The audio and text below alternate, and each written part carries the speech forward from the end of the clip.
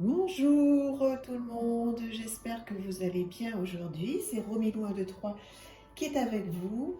Tout d'abord, merci à tous pour vos abonnements. Je suis heureuse, je vous le dis à chaque fois, c'est un bonheur de pouvoir partager ma passion avec vous. Donc aujourd'hui, je voulais vous faire une guidance avec un oracle que j'aime tout particulièrement, qui est l'oracle de l'harmonie d'Aline Savant. Donc c'est un oracle plus de développement personnel, hein. C'est moins de la vraie et pure divination. Mais vous allez voir, c'est très sympa. Donc il y a un petit bouquin qui est très bien fait, qui est tout en papier glacé, magnifique. On s'en servira si besoin. Voilà. Et donc oui, je vous montre bien sûr l'intérieur de la boîte qui est magnifique. Alors, on y va. On va faire une guidance intemporelle. Alors, je ne sais pas du tout sur quel domaine ça va être. On pourrait quand même poser une question. C'est quand même l'idéal, hein, à chaque fois qu'on fait un tirage, d'avoir une question, un domaine. Qu'est-ce que je pourrais ressentir? On va faire quelque chose, une guidance jusqu'à Noël. Voilà. Qu'est-ce que je peux améliorer d'ici 3 semaines, d'ici Noël? Qu'est-ce que je peux améliorer dans ma vie? Alors, on y va. J'ai bien mélangé. On va le faire en 2 cartes. Alors, qu'est-ce que l'on a? On a s'affirmer. Vous accordez-vous le droit de vous affirmer? Alors, c'est ça l'idée de cet oracle, hein. C'est que ce n'est pas forcément les images qui sont très parlantes. C'est la question à se poser. Et là, je vais vous expliquer comment on fonctionne. Donc là, s'affirmer et le manque. Vous sentez-vous incomplet? Donc, ce que je vous conseille, c'est là de faire du journaling.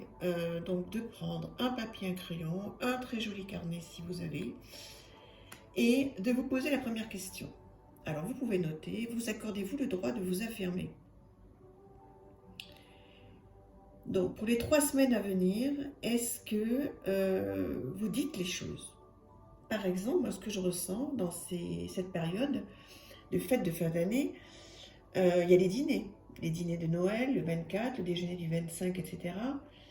C'est la grande question. Chez qui on le fait, chez le papy, la mamie, la tante, mon frère, ma soeur, etc. Et souvent, il y a des sources de conflits avec ça. Et donc là, ce qu'on vous dit, c'est est-ce que vous dites, bah écoute, cette année, non, ça ne sera pas là, ou cette année, ce sera là. Je vais faire ça, ou je vais faire ça. Est-ce que vous vous donnez ce droit-là? Ou alors, ben, vous n'osez pas, parce que vous vous dites, à 3 semaines des fêtes, je lâche l'affaire, on ne va pas se fâcher, etc. Donc il y a un entre-deux, hein, pour moi, hein. On n'est pas obligé non plus de dire les choses agressivement, mais on peut le dire calmement, dans la douceur, la gentillesse et la bienveillance. On peut donner son avis. Euh, voilà, donc les 3 semaines à venir, effectivement, alors c'est un exemple, hein, l'histoire de dîner et déjeuner de Noël, mais c'est un exemple qui est très parlant pour les jours à venir. Euh, que ce soit après, bon, je parle des fêtes, mais que ce soit dans votre travail aussi. Si votre patron vous demande quelque chose et que vous n'êtes pas en accord, vous pouvez aussi vous exprimer et dire les choses.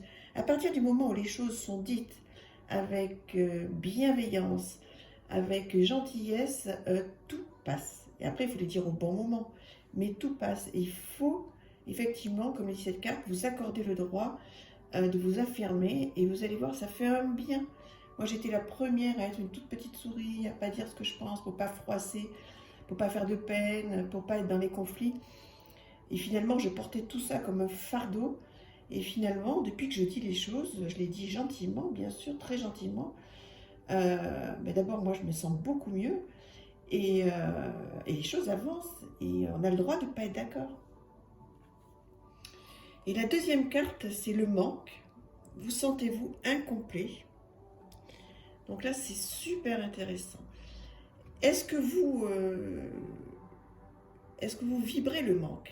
Vous savez, ça se rapporte beaucoup à la loi de l'attraction. Vous connaissez certainement. Quand on veut absolument quelque chose, on veut absolument quelque chose. Si on vibre le manque, par exemple, on veut de l'argent, on veut de l'argent, on veut de l'argent, on pense qu'à l'argent, on n'en a pas, peu, ce qui arrive à beaucoup, beaucoup de monde hein, quand même. Si on vibre ce manque de se dire, de toute façon, ça je peux pas l'acheter, j'ai pas d'argent, je peux pas faire ça, j'ai pas d'argent, je peux pas faire ça, j'ai pas d'argent. Si vous vibrez ce manque, même si vous le vivez, mais si vous parlez négativement de l'argent, etc., l'argent n'arrivera pas dans votre vie. Vous ne pourrez pas être dans l'abondance. Vous voyez ce que je veux dire? Et vous vous sentirez incomplet. Donc, qu'est-ce que vous vibrez aujourd'hui? Notez-le, réfléchissez. Est-ce que vous vibrez le manque? Est-ce que vous vous sentez incomplet? Incomplet par rapport à d'autres choses? Par exemple, vous êtes en manque d'amour, en manque d'amitié, en manque de travail. Vous êtes en manque de quoi? C'est bien de se poser aussi, ne serait-ce que 5 minutes, et de se poser la question, je suis en manque de quoi? Et après, passez à l'action. Passez à l'action. On va voir ce que dit le petit bouquin, 51. La carte 51.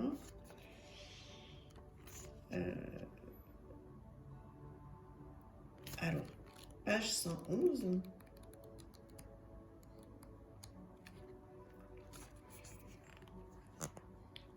L'impression de manquer de quelque chose peut être tenace en fonction de votre parcours, de votre éducation et des croyances que vous avez intégrées depuis votre enfance. En réalité, vous ne manquez de rien pour commencer. Vous êtes parfait tel que vous êtes avec vos pires défauts.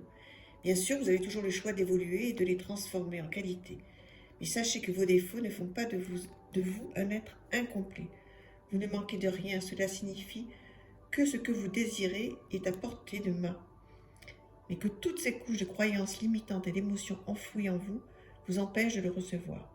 Rassurez-vous, vous avez le pouvoir de vous en libérer. Vous avez toutes les ressources en vous pour avancer. Voilà. C'est globalement ce que je vous disais tout à l'heure. Vous voyez, ce petit livre est très, très, très bien fait. Donc moi, ce que je vous conseille aujourd'hui, voilà, c'est de faire des journaling, de vous poser ces 2 questions. Vous accordez-vous le droit de vous affirmer et vous notez, vous laissez aller tout ce qui vous vient. Ça va vous faire un bien fou. Et dans le manque, vous sentez-vous incomplet? En manque de quoi? Pourquoi? Qu'est-ce que je peux faire pour ne plus être en manque? Qu'est-ce que je peux faire pour m'affirmer? Voilà, vous tenez un petit journal, un petit carnet. Ça va d'abord vous faire un bien fou d'écrire tout ça, parce que comme ça, au moins, ce sera plus dans votre tête. Ce sera consigné sur papier. Et ensuite, à côté, posez des actions pour que ça s'arrange. Voilà. Je vous embrasse très, très fort. Et j'espère que cette petite vidéo vous aura plu. Je vous embrasse. À très, très vite. Merci encore pour tout.